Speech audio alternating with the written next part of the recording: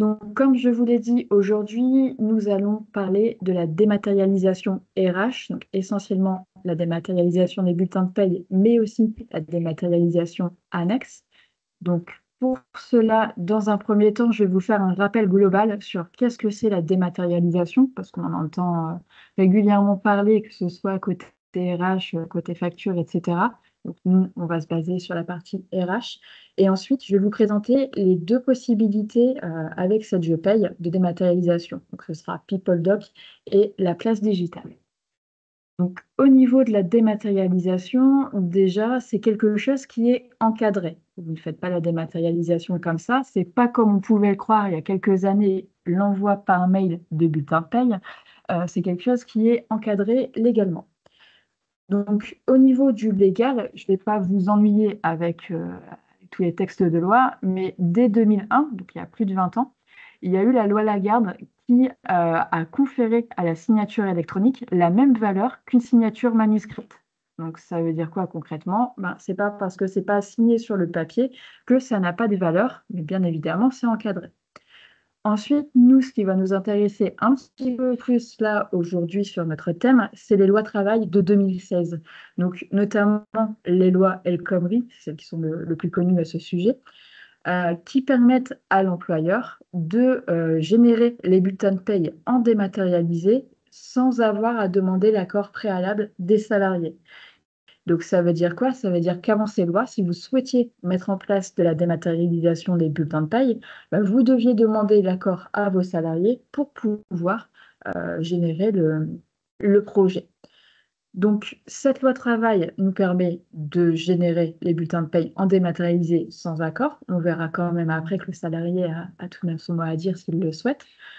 La possibilité d'envoyer les bulletins de paye dans des coffres-forts numériques sécurisés. Donc, ça veut dire que l'envoi par mail, on oublie. On a bien une notion de coffre-fort numérique dans lequel seront déposés les bulletins de paye et une notion de sécurité. Et l'obligation de garantir la conservation et l'accès aux salariés à ce coffre-fort pendant 50 ans.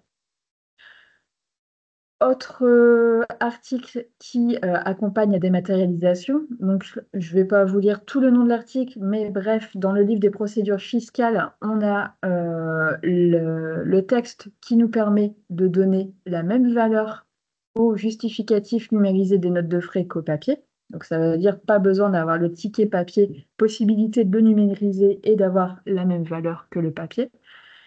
Et enfin, depuis janvier 2020, toutes les entreprises qui traitent avec le secteur public doivent fournir leurs factures sous format électronique. Et ça, vous en entendez pas mal parler en ce moment.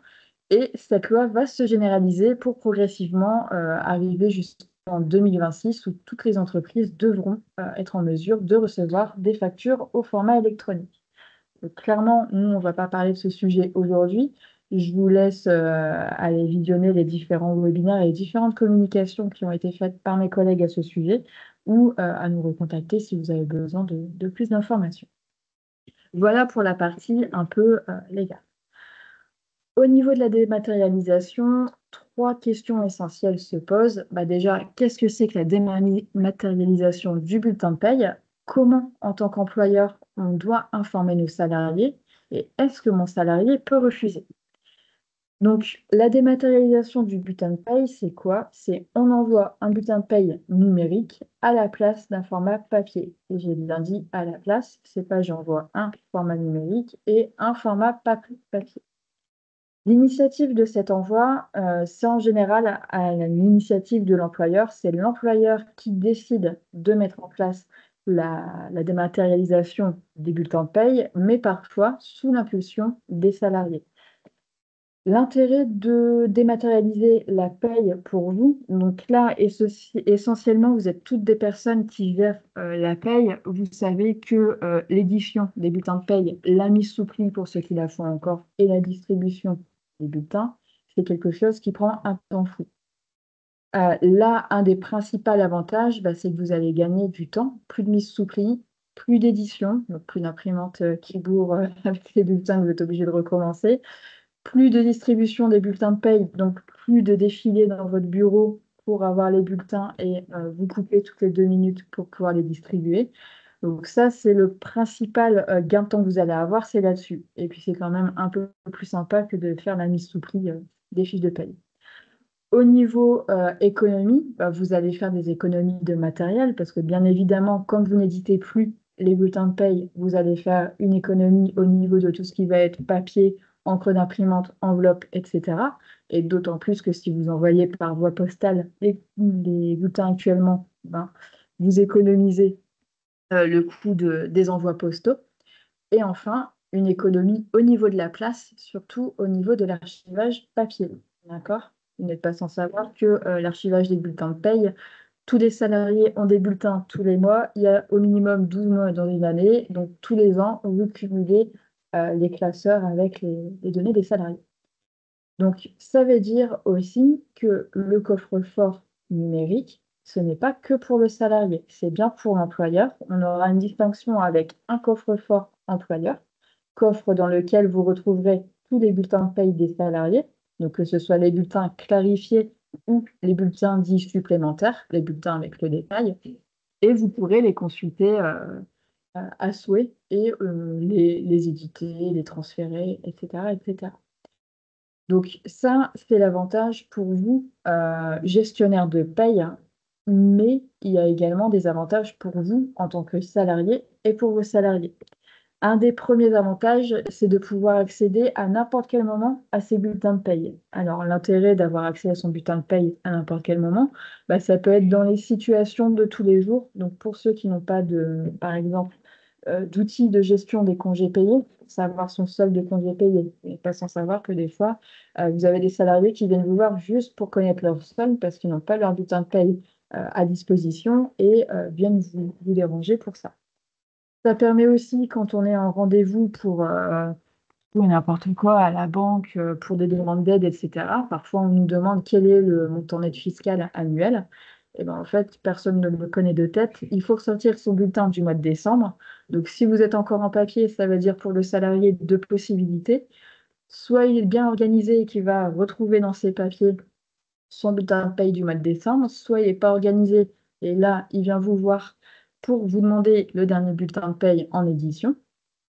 Et enfin, autre avantage pour le salarié, bah, non-nécessité de stocker le papier à son domicile. Donc, fini les classeurs ou les boîtes avec les papiers à l'ancienne, possibilité de tout dématérialiser. Donc là, ce qu'il faut garder à l'esprit, c'est que la mise en place d'un coffre-fort numérique, donc de la dématérialisation, c'est pas juste pour le salarié ou juste pour l'employeur, c'est vraiment un gain pour les deux parties. Là, nous, on va s'axer plus côté gestionnaire de paye. Pour vous aussi, ça ne vous prendra pas plus de temps de faire de la dématérialisation. Donc, comme là, vous connaissez tous la paye, je vous montrerai rapidement sur mon logiciel tout à l'heure. Et vous verrez que c'est vraiment une case à cocher en plus de ce que vous faites d'habitude sur les éditions et rien de plus au niveau de l'utilisation. Donc, voilà pour la partie dématérialisation. J'espère que c'est un peu plus clair pour vous ce qu'est la dématérialisation des bulletins de paye. Si ce n'est pas le cas, n'hésitez pas à me poser les questions via le chat. Alors, comment ça se passe si on décide de mettre en place la dématérialisation des bulletins de paye? Donc déjà, vous êtes censé quand même communiquer l'information à vos salariés, et c'est vraiment préconisé. Donc, un mois avant la mise en place ou à l'embauche des salariés, leur préciser que vous allez mettre en place un coffre-fort pour la dématérialisation des bulletins de paye. Alors, pour les bulletins de paye, comment ça se passe? Par défaut, c'est comme pour le don d'organes en fait. Si vous dites pas que vous voulez pas en faire don, c'est que vous voulez en faire. C'est la même chose pour les bulletins de paye. Si vous dites pas que vous voulez pas être en papier, c'est que vous allez être en numérique. D'accord? Donc, le salarié a la possibilité, s'il le souhaite, de demander à conserver le format papier. Donc là, c'est le cas du salarié qui ne désire pas du tout avoir de coffre-fort. Il pourra vous donner l'information comme quoi il veut rester en papier ou alors créer le coffre-fort tout de même, mais demander l'envoi Légal. Après, des éléments en papier. demande une prime, mais c'est un arrangement qui sont faits. Là, Hop, c'est exceptionnel, tu sais. pardon, j'ai désactivé, il y a un micro qui s'était activé, je viens de le désactiver. Donc, À l'embauche d'un salarié, là c'est un peu plus simple. Le salarié intègre votre société, vous lui indiquez juste que le bulletin de paye va être par voie électronique. Donc maintenant, comme de plus en plus de sociétés, ça devient presque la règle d'avoir les coffres-forts, les bulletins en numérisé, en digitalisé. Les nouveaux salariés, pour la plupart, s'attendent à avoir un bulletin de paye numérique, d'avoir un coffre-fort. Autre nécessité aussi, les dispositions liées à l'accès au coffre-fort. Donc, quand un salarié arrive dans votre société, vous allez le mettre à sa disposition un coffre-fort. Il va avoir accès à ce coffre-fort pendant une durée de 50 ans ou jusqu'aux 75 ans du salarié. Donc ça, c'est acté. Le salarié aura accès pour cette durée à son coffre-fort, qu'il reste ou non dans votre société. Au niveau du coffre-fort, comment ça se passe? Donc, vous avez votre logiciel de paye, vous avez tout ça. De ce logiciel de paye, vous allez déposer dans le coffre-fort les bulletins de paye, donc côté employeur, côté salarié. Et ensuite, il y a la caisse des dépôts et consignations qui va avoir une réplication. Donc, c'est-à-dire que ces bulletins dématérialisés vont aussi être consignés à la caisse des dépôts. D'accord? Donc, si on simplifie ça, vous vous envoyez dans un coffre-fort et le reste est géré en automatique. Le salarié a accès à son coffre-fort. Dans son coffre-fort, il a accès à ses bulletins de paye. Et vous, en tant qu'employeur, vous n'avez pas accès au bulletin de paye, pardon, au coffre-fort du salarié. D'accord? Un coffre-fort, c'est personnel. Chaque salarié a son coffre-fort et chacun gère son coffre comme il le souhaite. Est-ce que le salarié peut refuser? Alors, j'ai déjà un petit peu anticipé la question. Oui, un salarié peut s'opposer à la dématérialisation du bulletin de paye, mais s'il ne le fait pas, ça veut dire qu'il accepte d'avoir le bulletin en papier. D'accord? Même s'il vous dit aujourd'hui, je veux le bulletin papier, je veux pas du coffre-fort, ça n'empêche pas qu'il pourra revenir sur sa décision ultérieurement. D'accord? Il pourra demander l'envoi en numérique de son bulletin de paye à tout moment. Ça ne posera pas de problème. Ce n'est pas une décision qui est irrévocable. Au niveau des offres de Senge, donc là, je vais vous présenter un peu tout ce qui est possible point de vue dématérialisation avec Senge Pay. Donc déjà, ce qu'il faut savoir, c'est qu'il y a 3 niveaux d'offres au niveau de la dématérialisation. Donc le premier niveau, c'est le coffre-fort électronique. Qu'est-ce que ça veut dire? C'est juste la dématérialisation des bulletins de paye, c'est-à-dire la mise à disposition pour vous, employeurs, d'un coffre-fort dans lequel vous allez retrouver, bien évidemment, vos salariés. Et au niveau de vos salariés, vous allez retrouver les bulletins de paye dématérialisés. Donc, comme on est côté employeur, un coffre-fort dans lequel on va retrouver les bulletins de paye clarifiés et les bulletins de paye détaillés. Deuxième niveau existant sur la dématérialisation, donc le coffre-fort qui intègre la gestion documentaire et la e-signature, toujours le coffre-fort avec les bulletins dématérialisés, puis la possibilité d'ajouter un niveau supplémentaire. Donc gestion documentaire, ça va être quoi? Ça va être pour remplacer vos armoires d'archives. En fait, ça va être la dématérialisation des dossiers du personnel, par exemple, donc possibilité de créer divers dossiers. Sage propose déjà une infrastructure avec des dossiers du type embauche, mutuelle, sans disciplinaire, etc., etc. Dans ces dossiers, vous pouvez gérer des droits. Donc, vous pourriez, par exemple, donner accès aux dossiers comité d'entreprise ou je ne sais pas quoi, aux délégués du personnel, mais ce n'est pas pour autant qu'il aurait accès au bulletin de paye. Donc, possibilité de gérer des accès personnalisés. Et la e-signature. Donc la e-signature, c'est quoi? C'est la possibilité de signer des documents. Alors, la plupart du temps, nous, ce qui nous parle le plus, c'est les contrats de travail. En fait, de pouvoir gérer les signatures électroniques de une ou plusieurs parties. Et le dernier niveau, donc, qui ajoute au coffre-fort électronique, donc le bulletin de paye, la gestion documentaire, la e-signature, la gestion des modèles de documents et la création de documents. Donc là, c'est plus, alors je ne vais pas dire un publipostage, mais une mise en page de documents. On va le voir.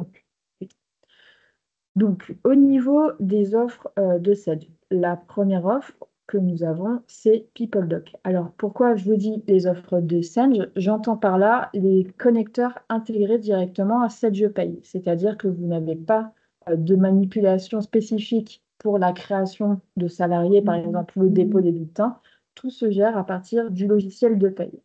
Donc, le premier, c'est PeopleDoc, donc le coffre-fort PeopleDoc. Quel est l'avantage des coffres-forts de ce style? Donc déjà, un coffre-fort électronique personnel à vie, en réalité 50, pendant 50 ans et au moins jusqu'aux 75 ans du salarié.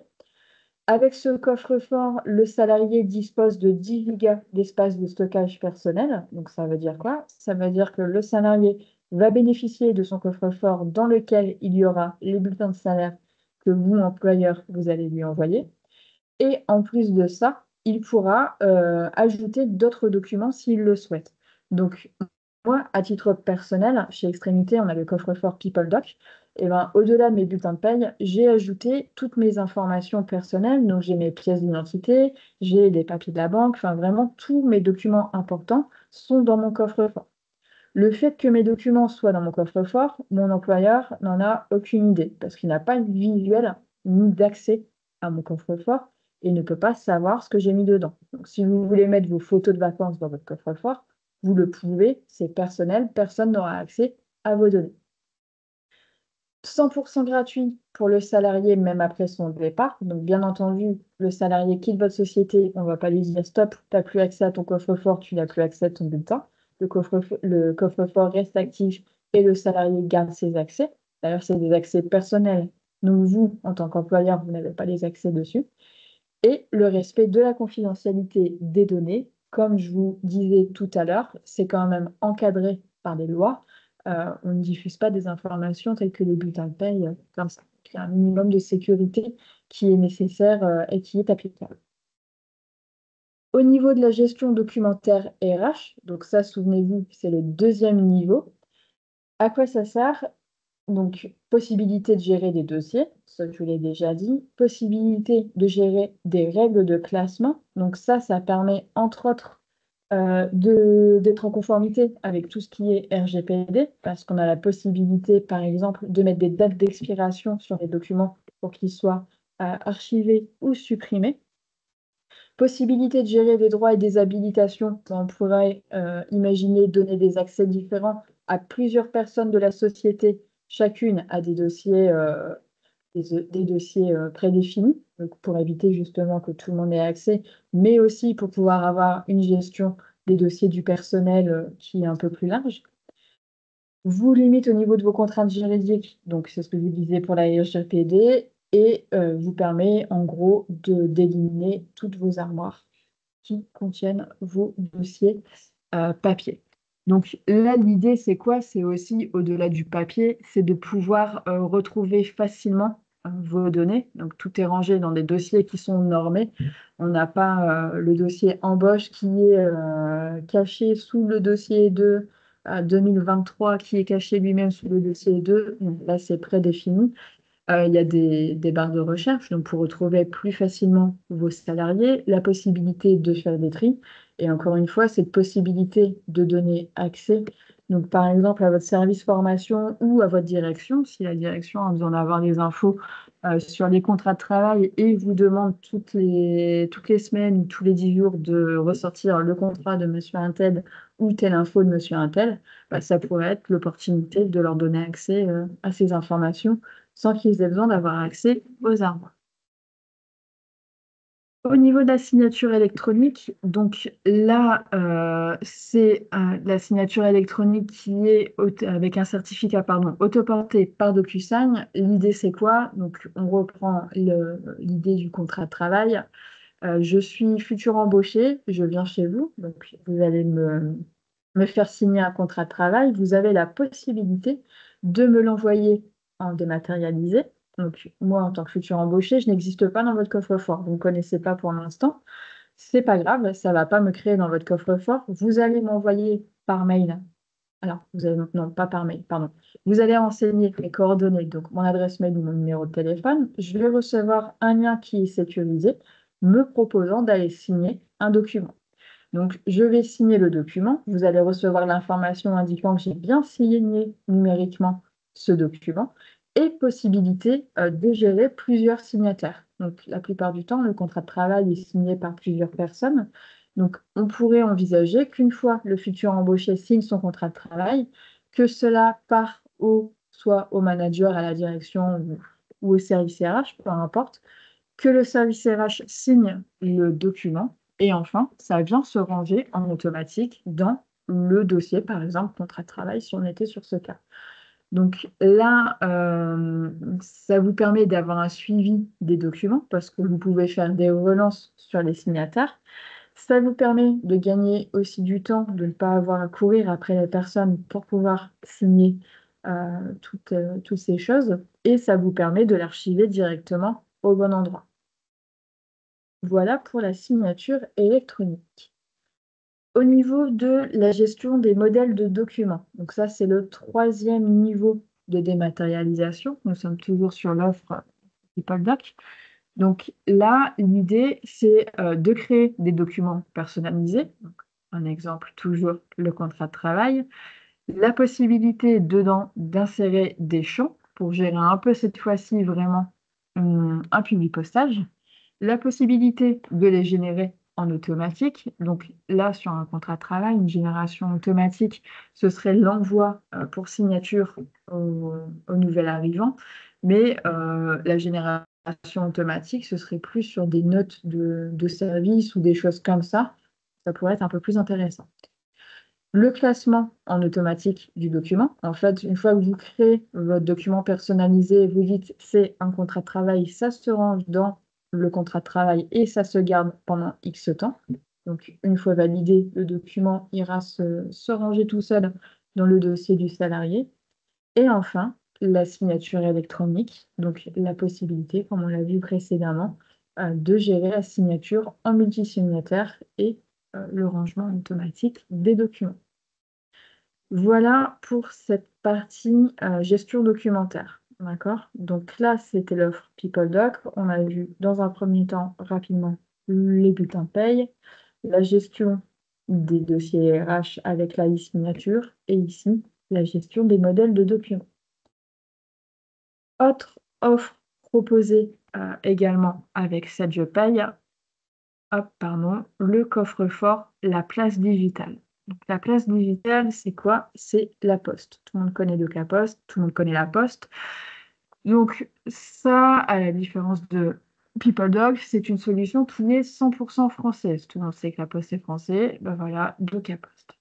De la même manière que l'autre coffre-fort, on a également un archivage des bulletins de paye pendant 50 ans.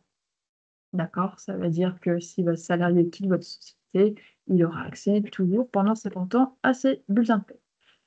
Cette fois-ci, on a 5 Go d'espace de stockage personnel, donc toujours comme pour l'autre coffre-fort, possibilité pour le salarié de stocker divers documents dans son coffre-fort. La possibilité d'accéder sur plusieurs supports, cette fois-ci pour la place digitale, donc par le web, donc par un navigateur web ou via une application mobile, donc c'est des petits pictos de cas poste. Ça veut dire que le coffre-fort est disponible directement sur le téléphone via une application. Et accès direct au certificat de conformité des bulletins de paye. Donc là, la place digitale, je vous ai mis un exemple de visuel partie, cette fois-ci, employeur, le coffre-fort quota employeur. Donc assez intuitif, assez simple de compréhension. La différence avec ce coffre-fort, c'est que on a la possibilité de gérer plusieurs niveaux d'envoi de distribution des bulletins de paye. Ça veut dire quoi? On a toujours la possibilité d'envoyer des bulletins de paye dématérialisés, donc disponibles sur votre coffre-fort Vigipost. Possibilité, vu que c'est la Poste, de demander l'envoi par courrier. Donc ça veut dire quoi? Ça veut dire que le bulletin de paye est envoyé sur la place digitale, il est imprimé et envoyé par la Poste au salarié. Et enfin, la possibilité de faire une remise en main propre. Donc là, ça veut dire que le coffre-fort le bulletin de paye est déposé sur la place digitale. Ensuite, c'est vous qui l'imprimez et vous avez un PDF qui vous qui vous indique les bulletins de papier qui sont à redistribuer. Donc ça, je n'ai pas précisé sur PeopleDoc, c'est la même chose. Les salariés qui auront refusé la dématérialisation, qui auront notifié leur refus, vous aurez un PDF avec les bulletins papier à rééditer pour leur transfert. D'accord? Donc là, la différence avec PeopleDoc, c'est clairement l'envoi par courrier. Autre possibilité sur DigiPost, vous avez la possibilité de déposer d'autres types de documents. Donc, on a vu 5 gigas de stockage, mais vous avez aussi la possibilité, en tant que salarié, de relier gratuitement 5 organismes. Alors, pourquoi je dis gratuitement? Parce que votre salarié aura la possibilité, s'il le souhaite, de souscrire à d'autres offres sur son coffre-fort pour augmenter en fait les possibilités. Donc, par défaut, il y aura 5 organismes gratuitement rattachables. Ça sert à quoi de rattacher des organismes? Ben, en fait, c'est pour classer en automatique certains documents. Donc, vous avez la possibilité, par exemple, de rattacher tout ce qui va être vos comptes d'énergie à une zone IEDF, par exemple. L'intérêt, c'est que ça irait classer vos factures directement dans votre dossier facture énergie. Vous pourriez mettre vos comptes Amélie, vos comptes DGFiP, enfin vraiment tous les comptes services publics ou d'autres comptes comme ici sur l'exemple, votre compte 3 Suisse, votre compte Amazon, ce que vous souhaitez, toute une liste d'organismes disponibles. Vous rattachez vos comptes à votre DigiPost et les documents viennent se ranger en automatique dans votre coffre. Et vous avez la possibilité de partager des documents à des tiers. Donc ça, on va le voir avec les prochaines slides. En fait, DigiPost met à votre disposition des facilitations au niveau des démarches administratives. Alors attention, il ne fait pas tout pour vous, mais il y a des aides. Là, je vous ai mis, par exemple, une capture d'écran sur certaines aides, sur le renouvellement de la carte d'identité, j'ai perdu ma carte vitale, qu'est-ce que je fais, etc. Ben, en fait, sur chaque démarche, quand vous cliquez, vous avez une espèce de petit tuto qui vous explique qu'est-ce qu'il faut faire, qui il faut contacter. Ben, par exemple, il faut contacter votre mairie, il faudra avoir tel document, tel document, tel document.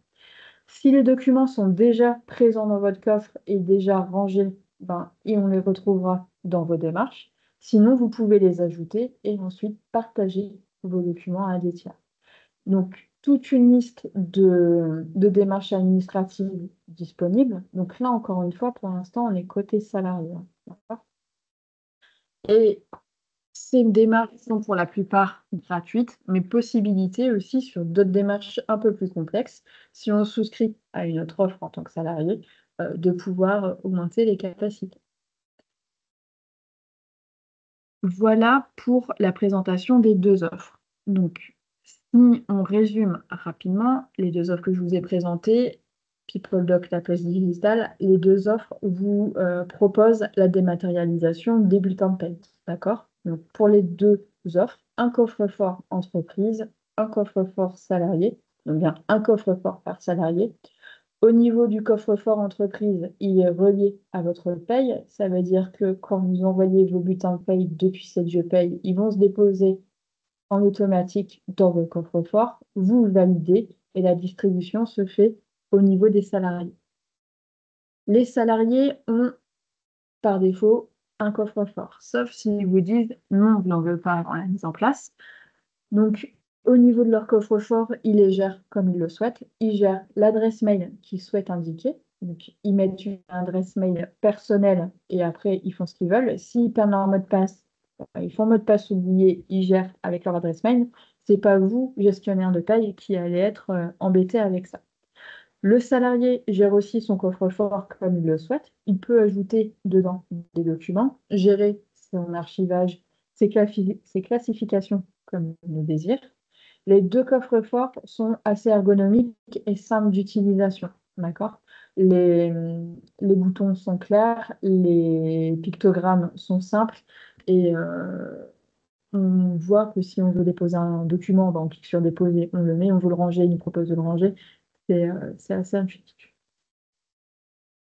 Les deux offres sont différentes dans le fait que PeopleDoc vous propose toute la partie gestion documentaire et e-signature. Donc, gestion documentaire, là, gestion de vos dossiers du personnel, donc pour plus avoir le dossier papier numérisé, avec la gestion des droits, des expirations et tout ce qui va bien, la gestion documentaire pour créer et gérer vos modèles de documents, et la e-signature pour gérer un ou plusieurs signataires et l'archivage du document.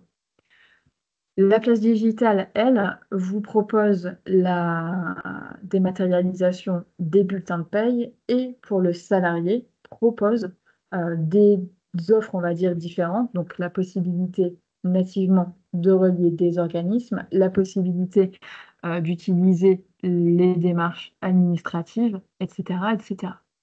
D'accord? Au niveau du logiciel de paye, donc là, je me permets, vu qu'on est entre utilisateurs de la paye, de vous montrer rapidement. Donc, je ne vais pas vous faire une démo complète, mais quand vous éditez vos bulletins de paye, vous faites gestion et édition des bulletins de paye. Et là, tout le monde le fait, d'accord? Vous mettez vos filtres ou peu importe. Et bien, comment on va envoyer des bulletins dans un coffre-fort? Les deux cases ici seront dégrisées. On les coche. Donc, envoi des bulletins dans le coffre-fort employeur ou dans le coffre-fort des salariés ou les deux. Vous cochez, vous cliquez sur OK. Les bulletins partent dans votre coffre-fort. Une fois que vos bulletins sont arrivés dans votre coffre-fort employeur, vous recevez un petit mail vous demandant de valider. Vous validez. Les bulletins sont distribués. Donc, pourquoi je vous montre ça? Pour vous montrer que techniquement parlant, en utilisation logicielle de paye, c'est pas plus compliqué euh, que d'éditer un bulletin de paye des salariés, un bulletin de paye papier, pardon. Donc, pour les envois, que ce soit sur PeopleDoc ou la place digitale, le même système, une case à cocher, OK, un mail de validation, on envoie les bulletins, on valide, c'est distribué aux salariés. Au niveau gestion des salariés, pas compliqué non plus. Hop, vous avez ici les adresses mail à renseigner pour l'envoi du lien de connexion à la dématérialisation, parce que, bien entendu, la première fois, il faut initialiser. Vos salariés ne vont pas avoir un coffre-fort comme ça en un claquement de doigts. Il faut qu'on leur mette une adresse mail. Ils reçoivent un mail sur cette adresse leur indiquant votre employeur vous met à disposition un coffre-fort, veuillez créer votre compte. Le salarié clique sur le lien, il arrive sur sa création de coffre-fort. S'il a déjà un coffre-fort existant, donc imaginons un salarié qui a déjà un coffre-fort PeopleDoc d'une autre société ou de Caposte, en fait, s'il renseigne son adresse mail et son mot de passe déjà existant, les deux coffres vont fusionner. D'accord? Donc, vous, à la création des salariés, il faudra juste penser à indiquer l'adresse mail à laquelle vous voulez que le lien soit envoyé pour la création, et c'est tout. Et pour la synchronisation des salariés, donc on aura ici un menu annexe Sage dématérialisation que je n'ai pas, synchronisation des salariés, et voilà, c'est fini, vous savez faire de la dématérialisation.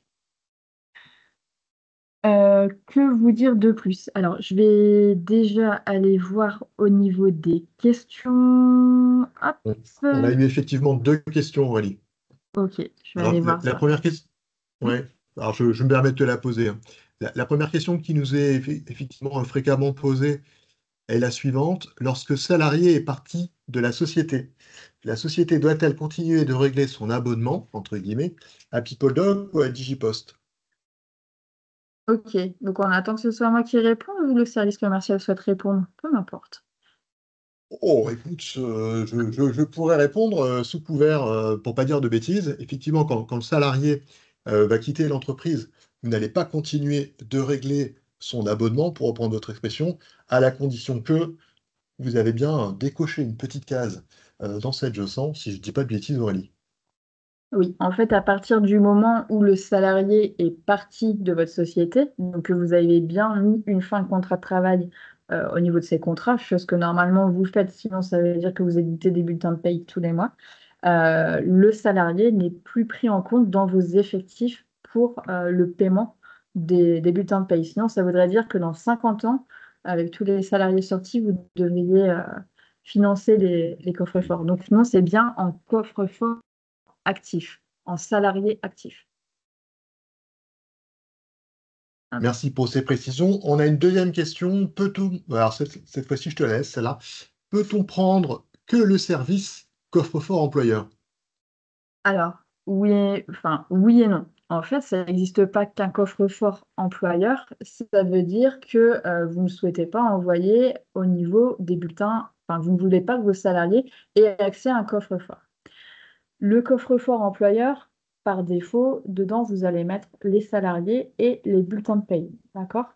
Donc, ça veut dire que vous allez avoir cette notion de salarié actif, donc la possibilité de visualiser vos salariés, mais il faudra indiquer que vous voulez générer en papier les documents du salarié. Alors, je vais essayer de le faire de manière plus claire. Oui, vous pouvez avoir qu'un coffre-fort employeur, mais il n'y a pas d'offre coffre-fort employeur uniquement. Par défaut, on a le coffre-fort employeur et le coffre-fort salarié. Si vous ne voulez pas que vos salariés aient accès au coffre-fort, il faudra simplement ne pas leur envoyer de mail d'inscription. Donc, en fait, dans les fiches de salariés, vous ne mettez pas de mail, ils ne recevront pas de l'inscription au coffre-fort. Mais vous, en tant qu'employeur, vous aurez bien tous les salariés et pourrez les gérer comme vous le souhaitez. Donc oui, c'est possible de gérer qu'une partie employeur et de ne pas donner d'accès aux salariés au coffre-fort. J'espère avoir répondu à votre question.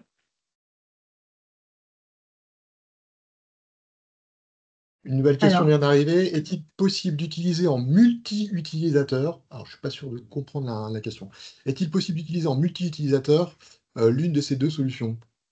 Alors, je suppose, vous me reprendrez si ce n'est pas le cas, c'est est-ce que plusieurs gestionnaires de paye, par exemple, ou est-ce que plusieurs personnes peuvent avoir des comptes sur le coffre-fort employeur? Alors, si c'est bien ça la question, oui, c'est possible. En fait, on a la possibilité de gérer ce qui s'appelle des gestionnaires. Donc, on peut, par exemple, donner accès à une société sur PeopleDoc ou sur Digipost et ne pas donner accès à une autre. D'accord? Donc, ça veut dire que si vous gérez plusieurs sociétés, on pourrait avoir Monsieur X qui gère la société 1 et qui ne visualise que la société 1, Madame Y qui gère 2 ou 3 sociétés, y compris la première, etc. C'est hyper souple au niveau de la gestion des droits, mais oui, on pourrait avoir plusieurs gestionnaires qui ont des accès différents et des droits différents. Sur le coffre-fort, sur les bulletins de paye, par exemple, on pourrait donner accès à un seul service à une personne. Donc, si vous voulez, par exemple, qu'un manager ait accès à son service au niveau des bulletins de paye, vous pouvez lui donner accès qu'à son service et vous pouvez lui donner accès, par exemple, qu'à l'édition des bulletins de paye. Donc, il ne pourrait pas les modifier. On ne peut pas modifier un bulletin de paye, mais il ne pourrait pas les déplacer ou des choses comme ça. Et on pourrait même imaginer, si on a une offre avec les documentations RH, la documentation RH, de ne pas donner accès au bulletin de paie, justement, et de ne donner accès qu'aux autres dossiers à une personne de la société. Donc oui, j'ai répondu à votre question. Oui, on peut être multi-utilisateur sur les deux coffres-forts et gérer chacun sa société ou gérer toutes les sociétés ou ne visualiser qu'une partie des informations. C'est tout à fait possible parce que vous pouvez créer des gestionnaires et les gérer comme vous souhaitez. Pareil, au niveau des coffres-forts, je le revois là en visualisant la diapositive, je ne vous en ai pas parlé, mais sur les deux coffres-forts, les salariés ont la possibilité de faire du partage de documents. Vous voyez, par exemple, ici sur PeopleDoc, on a partage. On a la même chose non, sur Digipost, pardon. On a la même chose sur PeopleDoc. Vous avez la possibilité de donner temporairement accès à certains documents. Ça veut dire quoi? Moi, j'ai utilisé ça en période Covid avec la banque qui avait besoin d'informations. Plutôt que d'envoyer mes documents par mail, j'ai donné accès au banquier à un dossier dans lequel j'ai mis des documents et je lui ai donné accès pendant une plage précise, une semaine, pour qu'il puisse consulter les informations. Au-delà de cette semaine, il a perdu son accès à ce dossier et il ne pouvait plus consulter les documents. Donc, possibilité également sur les deux coffres de partager des documents. Voilà pour ça. Ensuite, pour les questions sur le logiciel de paye, c'est pas, je pense que vous avez compris que c'est vraiment pas compliqué d'utilisation pour vous, gestionnaire. Donc, je vous remonte pas les 2 cases à cocher. Dans les grandes lignes, comment ça se passe? Il y a une première partie on va dire, de création de votre site. Donc, ça a l'air compliqué quand on dit comme ça, mais c'est plus de l'initialisation où on va indiquer les informations de votre société qui va être l'administrateur du site. Ensuite, on va importer vos sociétés dans le coffre-fort. Alors, dit comme ça a l'air hyper technique. En gros, ça veut dire que je vais faire annexe dématérialisation, import des sociétés. Ça va mouline, ça va le faire. Et ensuite, on gérera les gestionnaires. Donc, on crée des gestionnaires si plusieurs personnes doivent avoir accès. On définit leurs droits.